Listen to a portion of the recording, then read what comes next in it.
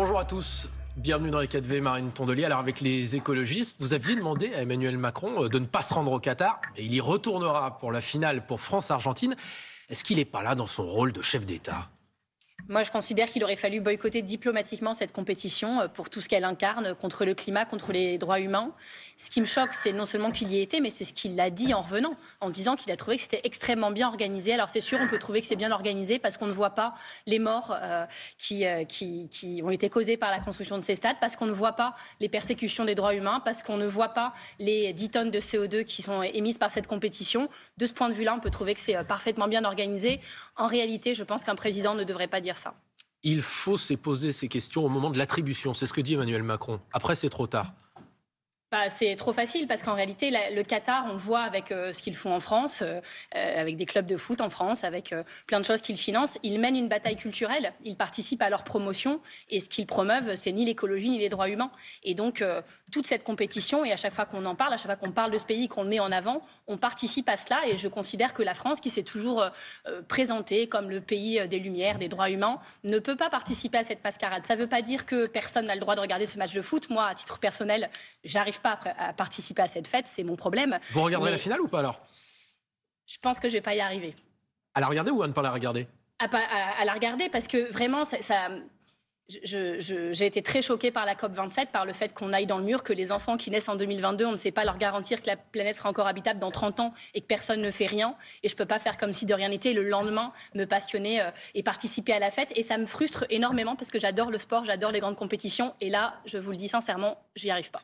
Écoutez, Emmanuel Macron, il vous a en quelque sorte répondu, c'était hier, à son arrivée à Bruxelles au sommet européen. J'assume totalement. J'ai été il y a 4 ans derrière l'équipe de France quand c'était en Russie.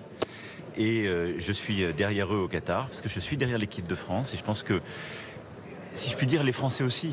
Regardez, il y avait beaucoup de débats, les gens disaient on ne va pas suivre, on boycotte à la télévision. Les chiffres sont là. Alors vous ferez pas partie de ces téléspectateurs, téléspectatrices dimanche, c'est ce que vous nous dites. Vous souhaitez quand même la victoire de la France ? Évidemment, mais je pense que Emmanuel Macron, c'est pas un Français comme les autres. Il est président de la République, il mobilise 2 avions pour aller au Qatar. Et pour moi, un sujet, s'il avait vraiment voulu prendre l'avion, il aurait pu aller à Montréal, aussi à la COP sur la biodiversité. On vit la 6e extinction des espèces. Les autres n'étaient pas dues à l'homme, celle-là l'est. Et 68% des espèces de vertébrés ont disparu depuis les années 70. C'est tragique. J'aurais préféré qu'il donne de la lumière à cela plutôt qu'à ce régime du Qatar. Alors, on ne sait pas, Marine Tondelier, si c'est à cause de la Coupe du Monde ou pas, mais la réforme des retraites, sa présentation a été repoussée au 10 janvier. Elisabeth Borne a reçu cette semaine les différents parlementaires, dont les écologistes. Qu'est-ce qui en est ressorti de votre côté ? Est-ce que si ce n'est pas 65 ans, mais finalement 64 ans, ça change quelque chose pour vous ? Je pense qu'il y a une vraie forme de provocation à proposer cette réforme maintenant. Soyons sérieux, on est dans une crise environnementale sans précédent, dans une crise énergétique, une crise sociale. Ce pays il est au bord de la rupture et on nous présente là une réforme idéologique qui est peut-être importante pour certains, mais qui n'est pas urgente. Tout le montre. Ce que je considère, c'est qu'il faut mettre au centre de nos réflexions le pacte social et la solidarité intergénérationnelle. Vous, votre projet, c'est quoi, les écologistes ? Vous aviez signé le projet de la NUP, c'était départ à 60 ans avec 40 annuités de cotisation. C'est toujours ce que vous voulez ? C'est ce qu'on voudrait dans l'idéal. Mais là, on ne parle pas de baisser l'âge de la retraite, on va le reporter, le reculer. Alors vous, votre projet, c'est ? Moi, je pense que la solidarité intergénérationnelle, elle est primordiale et que c'est logique que les jeunes actifs financent les retraites de celles et ceux qui ont travaillé toute leur vie. Mais j'alerte sur le fait que dans 15 ans, quand on va demander à des jeunes de financer les retraites de la génération qui leur a laissé une planète à plus 4 degrés, avec tout ce que cela suppose, de tensions humaines, de tensions sociales, d'habitabilité de la planète, ce sera quand même très compliqué. Et que si on veut qu'il y ait des retraites un jour et que ce système tienne, alors il faut s'occuper du climat. Et ce n'est pas ce qui est fait par ce gouvernement. Et alors très concrètement, ça veut dire départ à la retraite. Âge de départ à quel âge pour vous ? Aujourd'hui, il est fixé l'âge de la retraite. Alors si on pouvait l'avancer avec grand plaisir. Mais là, ce qu'on nous dit aujourd'hui, c'est qu'on va le reporter. Donc ce qu'on demande au moins, c'est un statu quo, c'est la moindre des choses. Et surtout, moi, ce qui me met en colère, c'est quand on m'explique que c'est les Français qui ont voulu cette réforme parce qu'ils ont voté Macron en connaissance de cause.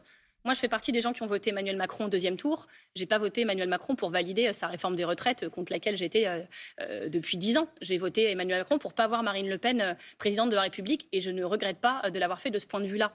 Mais il ne peut pas s'appuyer sans cesse sur son vote, parce que ces électeurs n'étaient pas des électeurs qui votaient pour son programme. Tous, ils le savent, ils en sont à leur 10e 49.3. À un moment, il faut prendre conscience qu'ils gouvernent à contresens et que ce qu'ils font ne va pas dans le sens de l'histoire des droits sociaux, ne va pas dans le sens de ce que souhaite la majorité des députés. Et je pense qu'au sein même de leur majorité parlementaire, certains sont un peu perturbés par cette réforme et par le moment à laquelle elle tombe finalement. Deux questions rapides, une question courte.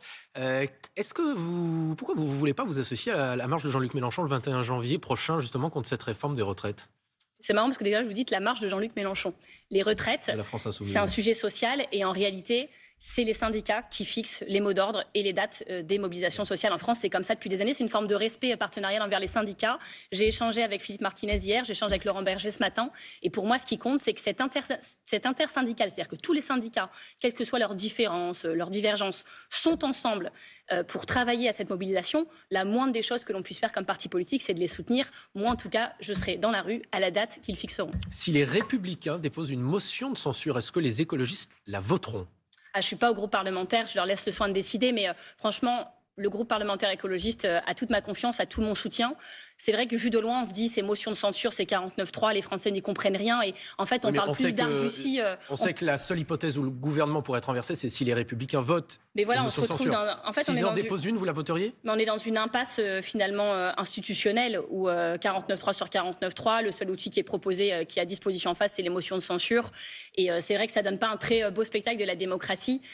C'est le résultat des législatives et tant que c'est comme ça, on fera avec. Mais c'est vrai qu'il faut pas se laisser disperser. Moi, je pense que l'insignifiant l'essentiel est souvent menacé par l'insignifiant et que là, s'enfermer dans des débats de procédure parlementaire, en fait, éloigne, à mon avis, sûrement des urgences quotidiennes des Français. C'est là-dessus qu'on doit se concentrer. On parlait des Insoumis. Adrien Quatennens, qui a été condamné cette semaine à 4 mois de prison avec sursis pour violence conjugale, a annoncé qu'il reviendrait très probablement à l'Assemblée nationale dès janvier. Il dit qu'il veut retrouver une vie parlementaire normale. Est-ce que ça vous pose problème ? Bah oui. Oui, moi je fais partie des femmes politiques. Il y a des hommes aussi qui disent ça, qui depuis longtemps prônent le fait que les personnes qui sont condamnées pour des violences conjugales, c'est le cas depuis hier d'Adrien Quatennens, devraient être inéligibles au moins pour un certain temps. Et je trouve que le fait que le jour même de sa condamnation, c'est pas il attend 6 mois et puis il revient en disant je m'excuse, j'ai compris. Le jour même de sa condamnation, il vient nous expliquer que ce serait très grave qu'il puisse plus être parlementaire. Donc je suis pas d'accord avec ça. Et ça c'est son choix à lui. Quelque part personne ne peut rien y faire s'il ne veut pas démissionner. Par contre que son groupe parlementaire fasse comme si de rien n'était et dise dans 4 mois il reviendra. Voilà, pour 4 mois, et au bout de 4 mois il peut revenir à condition de suivre une formation de sensibilisation aux violences faites aux femmes. Il pourra être formé aussi à la communication politique et au fait qu'il ne pouvait pas faire ça hier. Mais surtout, comment voulez-vous qu'il démissionne si son groupe lui annonce que dans 4 mois il sera le bienvenu parmi eux ? Tout ça, c'est quand même un problème collectif et je pense que ça met extrêmement mal à l'aise beaucoup de personnes sur les rangs de la gauche, y compris à la France insoumise. Olivier, vous êtes la nouvelle patronne du mouvement Europe Écologie et les Verts depuis le week-end dernier. Concrètement, qu'est-ce que vous voulez porter dans les mois à venir ? Quelle écologie ? Moi, je porte une écologie de la joie parce que les sujets sur lesquels on se bat sont difficiles, mais les solution qu'on porte, le projet que nous avons envie de mettre en œuvre est très positif. Il apporte du droit aux vacances pour tous à Poitiers aujourd'hui, des vélos électriques gratuits pour les boursiers à Lyon et un revenu d'existence pour les jeunes, des kilomètres de pistes cyclables, plus de transports en commun, des arbres plantés, des villes qui respirent. Alors ça a peut-être marché au niveau local, mais ça a fait 4,6% la présidentielle avec Yannick Jadot. Et oui, c'était un échec. C'est là-dessus qu'on doit travailler. Dès le mois de janvier, on va lancer des états généraux de l'écologie partout en France, parce que je pense que les parents et grands-parents inquiets pour leurs enfants, celles et ceux qui sont émus quand ils se promènent en forêt, qui regardent des documentaires animaliers, qui sont inquiets pour l'avenir de la planète, qui sont des paysans, des artisans, des ouvriers. En fait, il y a énormément de Françaises et de Français, et sûrement parmi vos auditeurs, des personnes qui veulent s'intéresser à l'écologie, qui veulent protéger le vivant, la planète. Et donc, toutes ces personnes, je leur propose de rejoindre lesécologistes.fr parce qu'on a pour objectif d'être 1 million à la fin du mandat. Et avec eux, on va créer ce grand mouvement de l'écologie politique que l'écologie et que la France méritent. C'est mon travail, c'est notre travail et vous allez voir qu'on va le faire. Les écologistes, ce sera le nouveau nom de ce parti, c'est bien ça ? C'est ce qui est prévu, sauf si quelqu'un trouve une meilleure idée, auquel cas je suis très ouverte. Merci beaucoup, Marie Tondelier. C'était à vous, Maïa. Merci beaucoup à tous les deux. Merci, Marie Tondelier, qui porte donc une écologie de la joie. Voilà pour la politique.